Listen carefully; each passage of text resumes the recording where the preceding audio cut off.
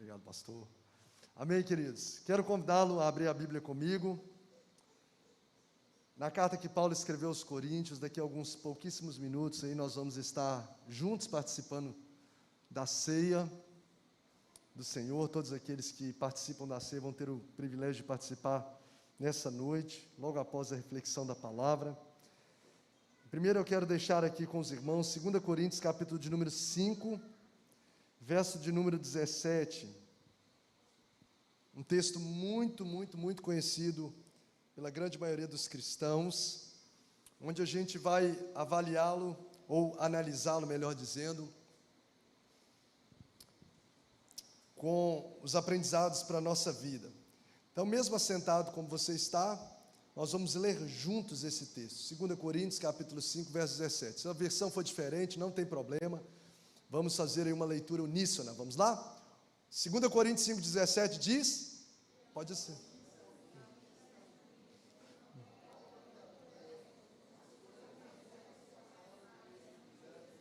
É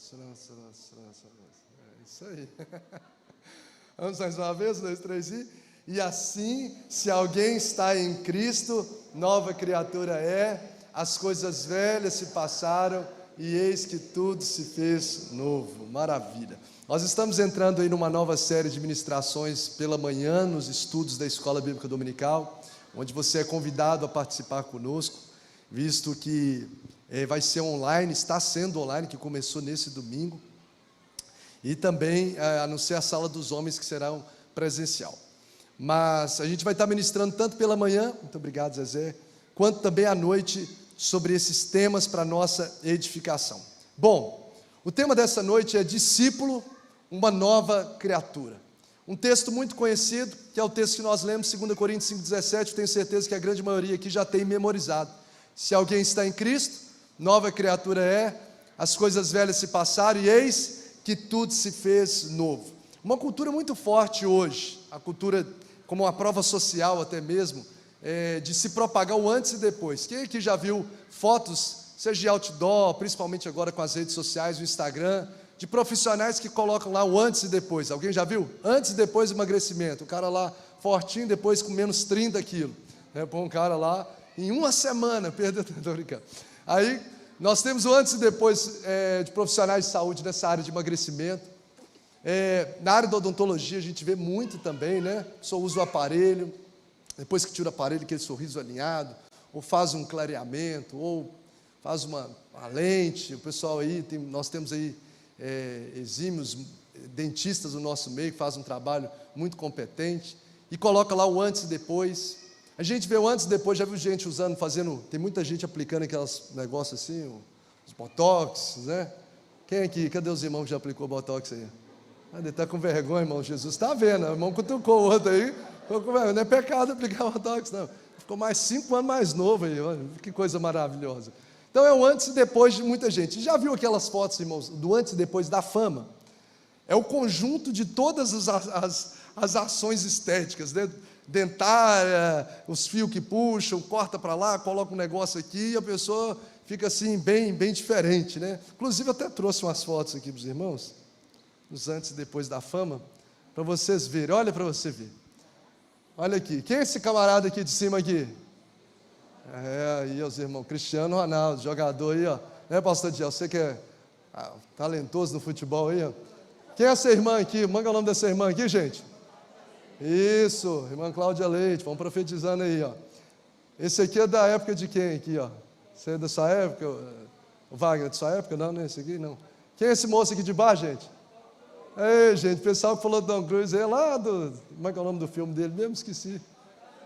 Top Gun, isso aí, mano, tá ligado, né? Fã dele, todos os filmes, Missão Impossível, tudo maravilha. E essa irmã aqui o pessoal conhece, né? Essa aqui. Essa é a Eixla aí, ó, tá diferente. O pessoal quase ninguém lembrou da Eixla. Agora, as mudanças são significativas, gente, sim ou não? É nítida, né? A pessoa está bem mudada. Agora, eu trouxe um antes e depois que passou por um tratamento com a doutora Lucimária. A pessoa, assim, fosse extraordinária. Eu falei, eu preciso apresentar para a igreja, para os irmãos verem quanto minha esposa é extremamente, assim, uma profissional excelente. Bênção, né, Thay? Aí tá lá, ó. E olha aí, maravilha. Foi um negócio assim. É o nosso garoto de propaganda está no mesmo tempo. Então passou por esse tratamento e ficou. É só a conta bancária, o resto tá assim, né? Diz o pastor Tiago mesmo falou que esse aqui, como é que é o nome dele mesmo, gente, esse cara? The Rock. Diz o pastor Tiago que esse aqui é o Derrota. Não. Ele que falou, foi ele que falou. Vigiou não, mas já está quase chegando lá. Mas brincadeiras à parte, gente, essas mudanças aí, são mudanças que carregam alguns aspectos. Eu coloquei alguns aspectos para a gente poder mergulhar no texto dessa noite. Primeiro aspecto que essas mudanças que eu mostrei aqui carregam, elas são mudanças estritamente o quê? O que está escrito ali? Físicas e estéticas, sim ou não? Sim, físicas e estéticas. Ou seja, a pessoa faz algum ajuste em alguma parte do corpo, na boca, no tal, seja por questão de saúde, ou seja por questão meramente estética. Segunda característica, o segundo aspecto que carrega essas mudanças, que eu analisando, pensando sobre isso, é que elas têm um toque emocional.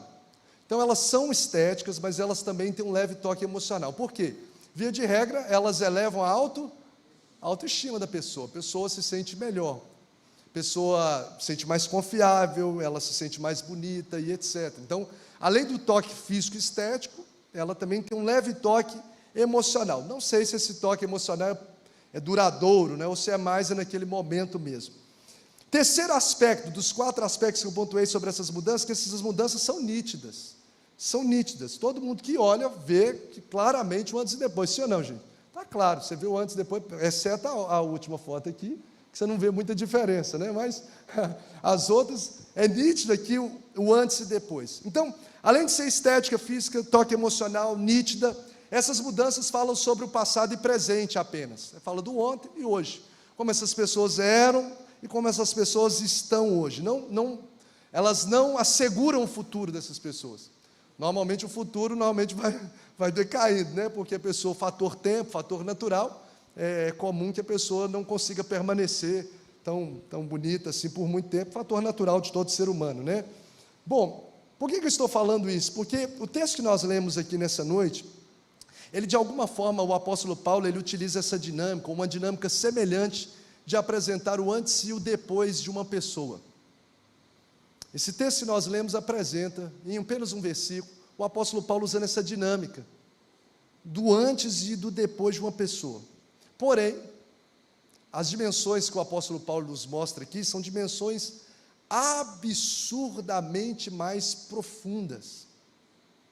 São dimensões de impactos que eu posso dizer imensuráveis. São mudanças de impacto imensuráveis. E nós sabemos que o que o apóstolo está falando é justamente mudanças que acontecem de uma pessoa que de fato tem um encontro com Cristo. Então preste atenção, uma pessoa que tem um encontro genuíno com Cristo, na sua caminhada, na sua vida, obrigatoriamente ela é marcada por um antes e depois. Obrigatoriamente ela é marcada por um antes e depois. O seu foco muda, o seu desejo muda, os seus anseios são diretamente atingidos. Se uma pessoa diz que teve um encontro com Cristo, e você olha para ela e fica, não, está a mesma coisa, não parece que não teve um encontro, não. Ela provavelmente teve um encontro com a religião, mas não com Cristo. Porque quem tem de fato um encontro com Cristo, as mudanças, elas são, o antes e depois é nítido. E aí, assim como eu pontuei 4 características ou 4 aspectos sobre as mudanças que carregam essas pessoas do antes e depois, olhando sobre a ótica de um encontro com Cristo, eu posso perceber pelo menos também 4 aspectos que mudanças do encontro com Cristo nos asseguram. Primeiro, mudança de caráter. Então, em oposição, em contrapartida ao que foi analisado aqui, é muito mais do que mudança física e estética. Um encontro com Cristo, antes e depois com Cristo, eles tratam sobre o coração do homem. Um antes e depois com Cristo ela de fato tem uma mudança de caráter do ser humano. O que rouba não rouba mais. Se o que rouba continua roubando, não teve encontro com Cristo. O que falava mal das pessoas e fofocava, não fofoca mais. O que mentia para a esposa, para o esposo, para o patrão e para o patrão e para a patroa, sei lá, não mente mais. Se ainda carrega esse estigma de distorção de caráter, não teve encontro com Cristo. O que adultera não é infiel mais. Porque o aspecto que um encontro com Cristo carrega é muito mais do que físico e estético. É um aspecto de mudança de caráter. Efésios 4:28 nos assegura isso. E tantos outros textos bíblicos. Segundo aspecto de um encontro com Cristo, em contrapartida, em contraposição, melhor dizendo, a esses antes e depois. Mudanças na alma e ou espírito. Ou seja, não são mudanças que apenas tocam na autoestima da pessoa, mas toca em todo o interior da pessoa. No lugar onde nem mesmo eu e você conseguimos perscrutar, a palavra e o encontro com Cristo faz. Tanto que a palavra de Deus, ela é como espada de dois gumes, capaz de dividir alma e espírito, juntas e medulas, algo que é completamente, talvez, indivisível aos olhos humanos. A palavra de Deus é eficaz, o encontro com Cristo, porque Cristo é a palavra, ele transforma. Então traz mudanças da alma, traz mudanças dos nossos sentimentos, das nossas inclinações. A nossa fome é por Cristo, o nosso desejo é de glorificar a Ele. Se isso não está sendo realidade na nossa vida, a gente reavalia se de fato a gente é uma nova criatura. Porque nova criatura tem que ter esses aspectos de mudança. Mudança de caráter, mudanças na alma ou no espírito, que toca a alma e o espírito. Mudanças radicais. Gente, essas mudanças aqui que nós vimos, são mudanças nítidas, sim ou não? Mas a mudança de quem tem um encontro com Cristo, nós podemos dizer que é radicalmente nítida. Porque uma pessoa não é só reformada, não é só recalchutada. Ela se torna uma nova criatura. O antigo se foi.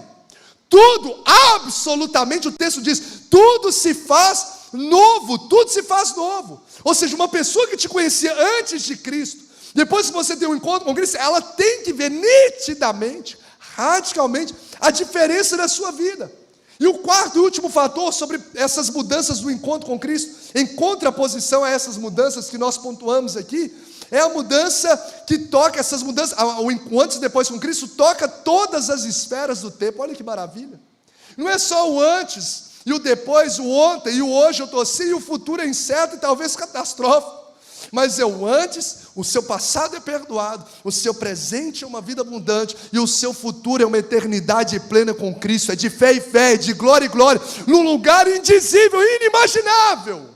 É um futuro glorioso que Deus reserva para aquele que está em Cristo, porque se alguém está em Cristo, nova criatura é, as coisas velhas se passaram, tudo se fez novo.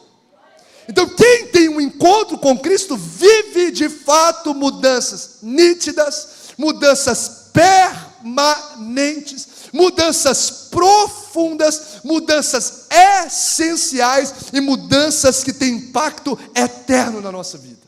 Quem escreveu essa carta, gente? De Coríntios, quem sabe? O apóstolo Paulo. O apóstolo Paulo. Eu acredito que todos os discípulos de Jesus que tiveram esse encontro teriam propriedade para falar e escrever isso, mas o Paulo, ele carrega um caráter, uma propriedade, vamos assim dizer, ainda mais ampla para dizer o que ele está dizendo. Porque se tem um camarada que pode falar de antes e depois, é o apóstolo Paulo na vida dele.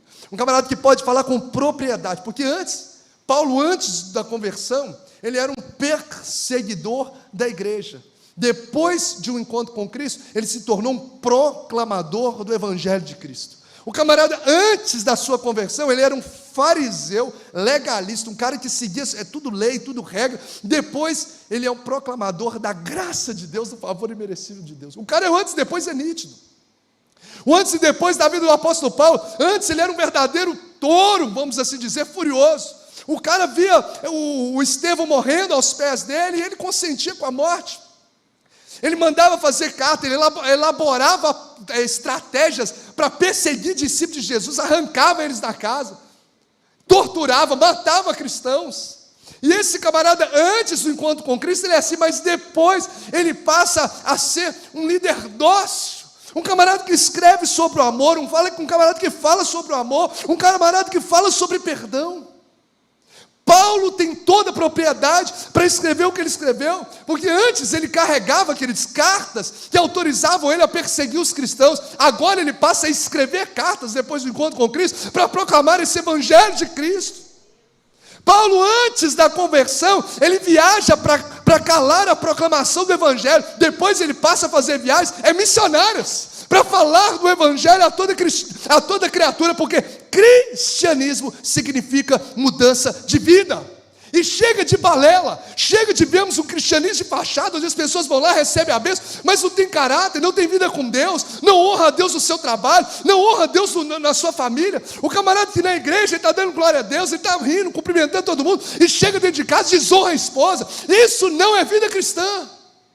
Vida cristã é nova criatura. As coisas velhas, o caráter distorcido pelo pecado, ele é abandonado e uma nova criatura se levanta, porque cristianismo significa mudança de caráter, transformação de vida. Cristianismo significa, irmãos, sepultar o velho homem e o renascer de uma nova criatura em Cristo Jesus. Ao mesmo tempo que esse texto parece ser tão familiar para nós, ou tão comum de falar sobre nova criatura, ele vem como um espelho para a gente olhar o nosso próprio coração. Porque às vezes a gente pensa ser uma nova criatura, mas ao olhar sobre o espelho desse texto, sobre essa palavra, a gente começa a refletir se de fato a gente é. Pode vir aqui que eu já vou caminhar para... Será que de fato eu sou uma nova criatura? Sobre a ótica desse texto, algumas coisas que nos fazem perceber isso. Qual que é esse processo? Primeiro, Deus nos une com Cristo, porque se alguém está em Cristo, nova criatura. Só é nova criatura quem está em Cristo. Não há nenhuma possibilidade de uma pessoa afirmar que é nova criatura se ela não está em Cristo.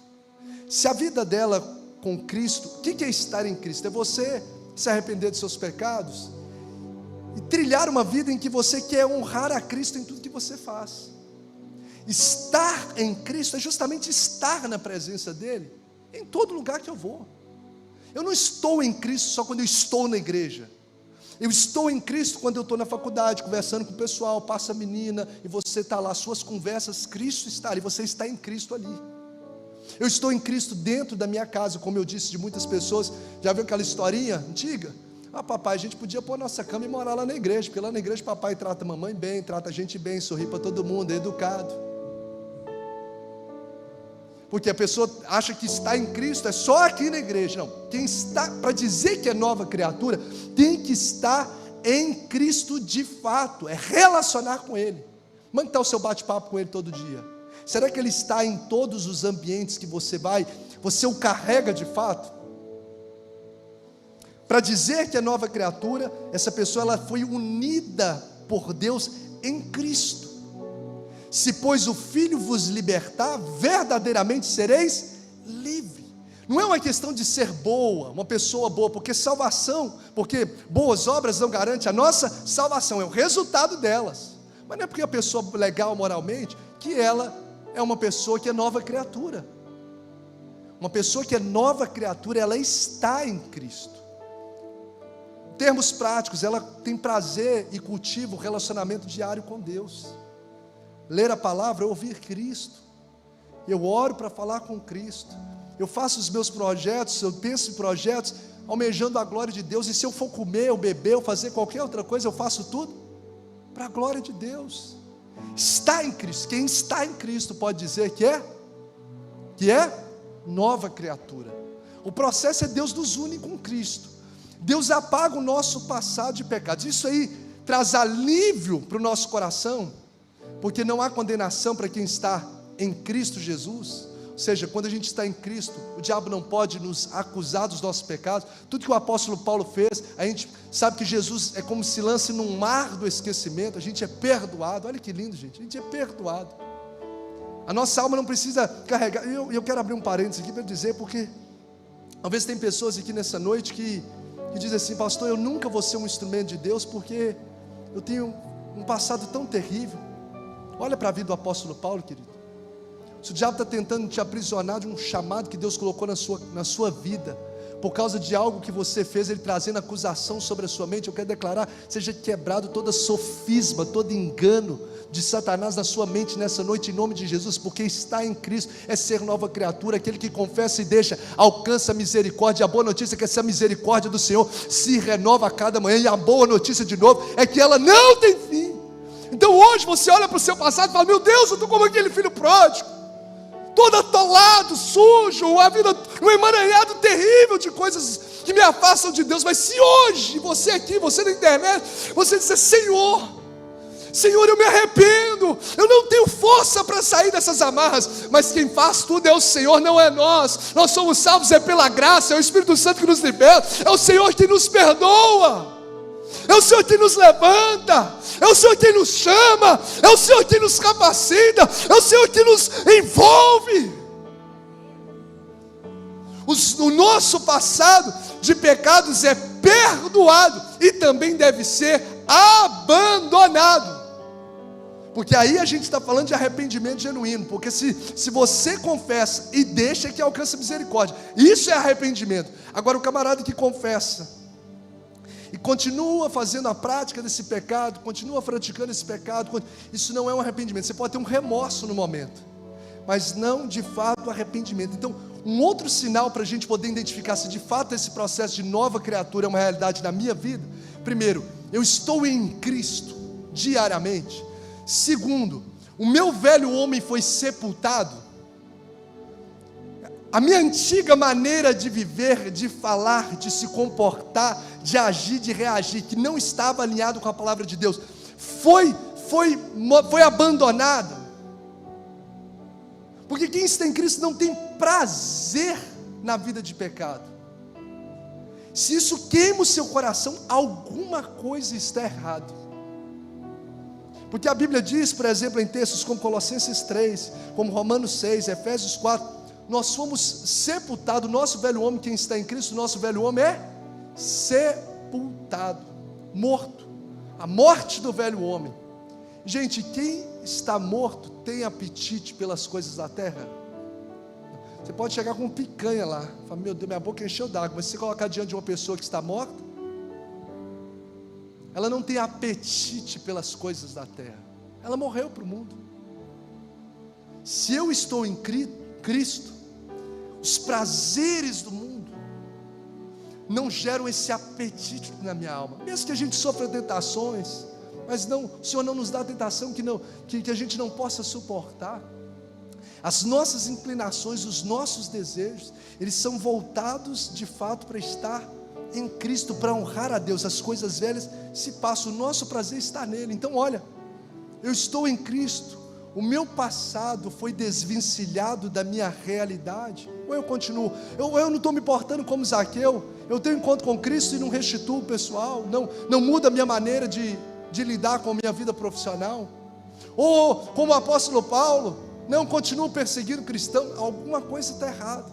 O passado precisa ser abandonado. E tudo, Deus faz tudo novo.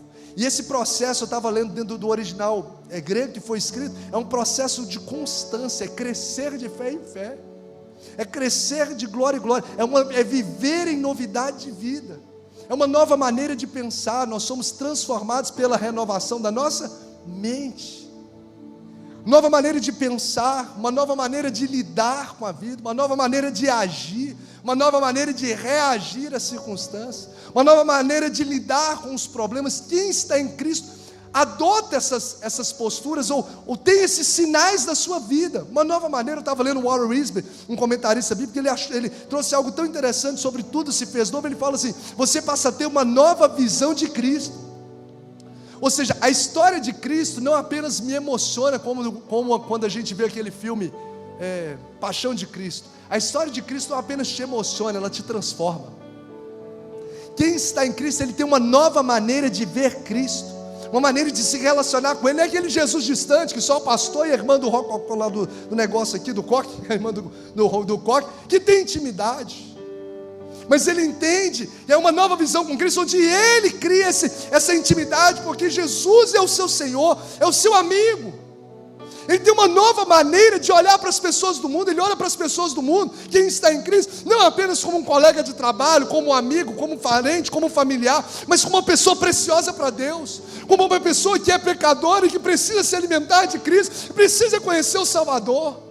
Ele olha para as pessoas assim, ele se incomoda. O Espírito Santo, se eu posso dizer essa palavra incômodo, se talvez seria coerente ou não, mas é como se o Espírito Santo incomodasse ele, dizendo: você precisa oferecer desse pão da vida, porque essa alma está faminta.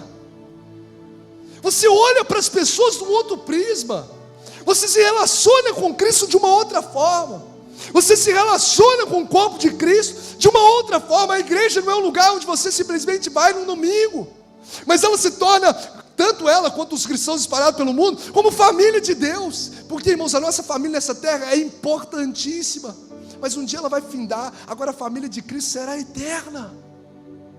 Eu preciso amá-los, perdoá-los, caminhar, chorar com os que choram, se alegrar com os que se alegram. Tudo se faz novo na minha visão com Cristo, no meu relacionamento com as pessoas, na minha maneira de pensar. Então esse processo precisa se tornar uma realidade. E eu finalizo que existem dádivas presentes do eterno para quem se torna uma nova criatura em Cristo Jesus. E sabe qual que é esse benefício? Ser filho de Deus.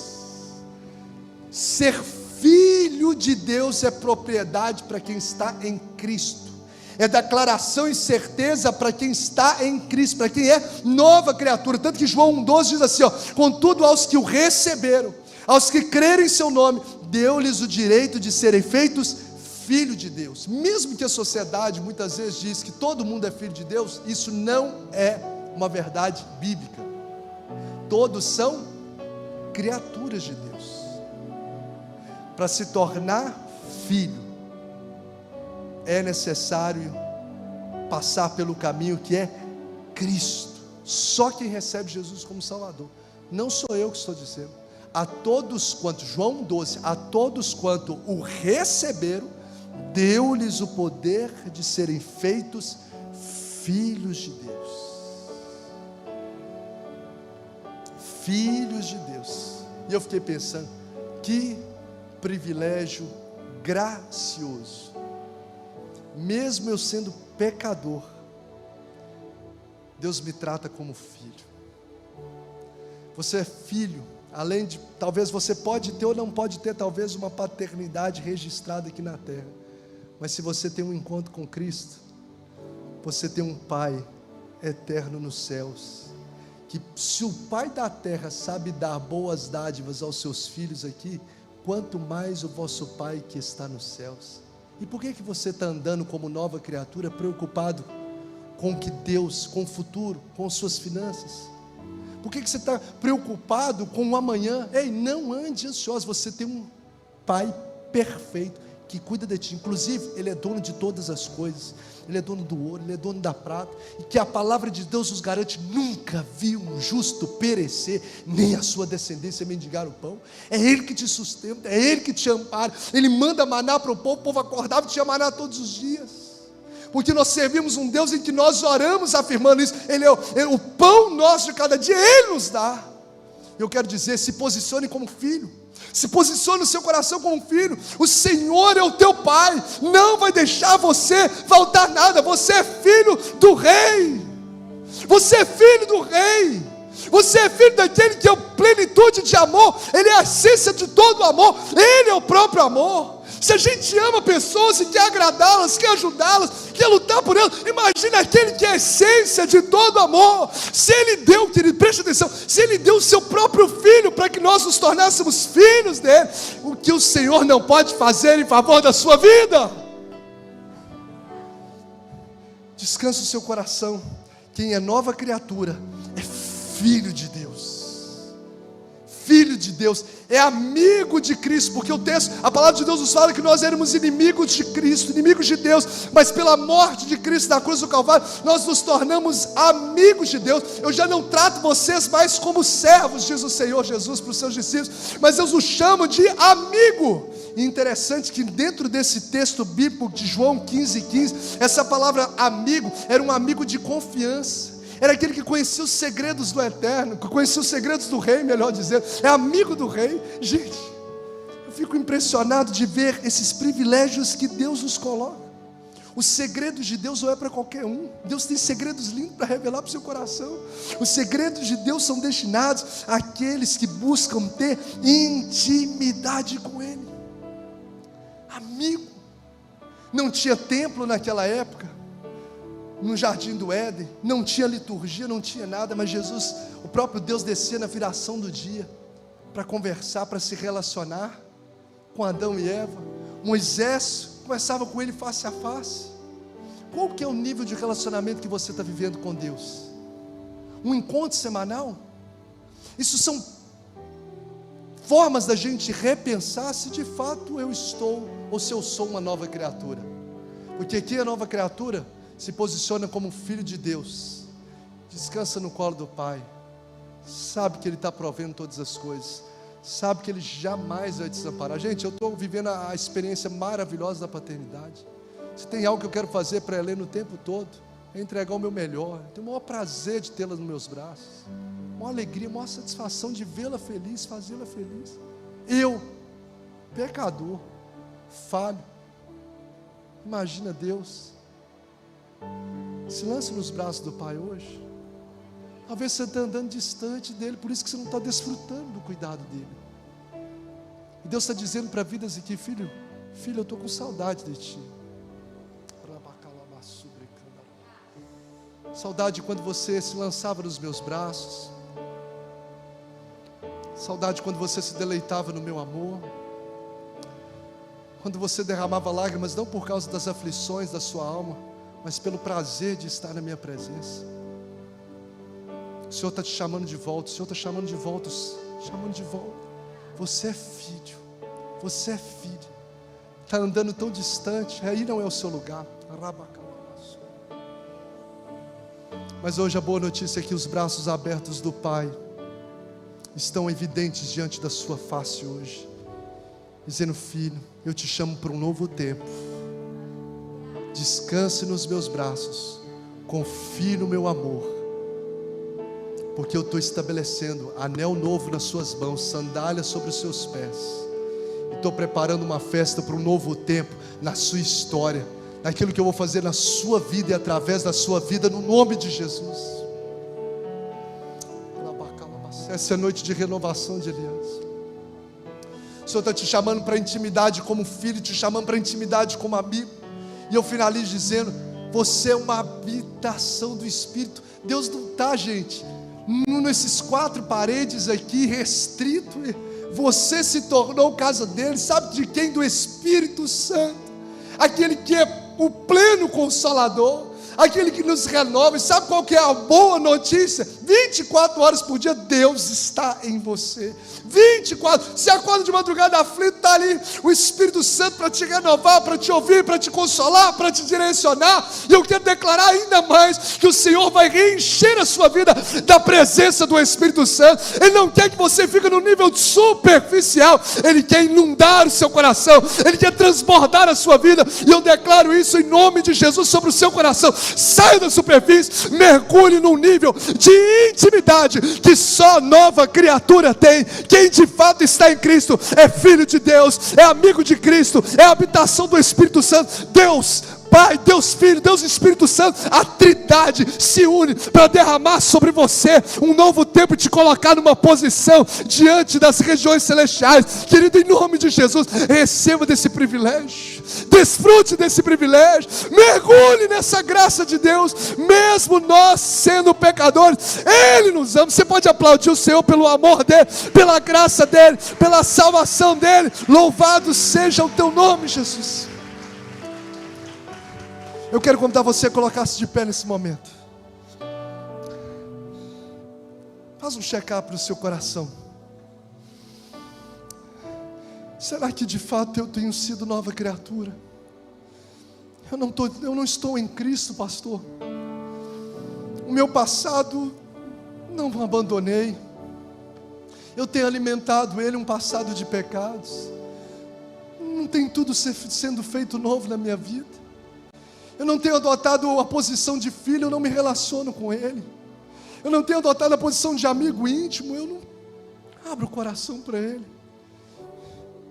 O meu templo, o meu corpo está sendo mais habitação do pecado do que do Espírito que é santo. E a boa notícia que nós dizemos no início é que se hoje você confessar os vossos pecados, Ele é fiel e justo para vos perdoar os pecados e vos purificar de toda injustiça e tornar a partir de já, como fez com o apóstolo Paulo, no meio-dia, no meio de uma estrada, uma mudança radical. Não é mudança superficial que Deus tem para você, não é tocar só na sua autoestima, não é fazer você sair daqui simplesmente, tive ali um momento legal e continua com a vida longe dele lá fora. Não, Jesus quer te levar na profundidade que uma mudança dele pode trazer, uma mudança na alma, no espírito, no caráter, profunda, de impactos eternos.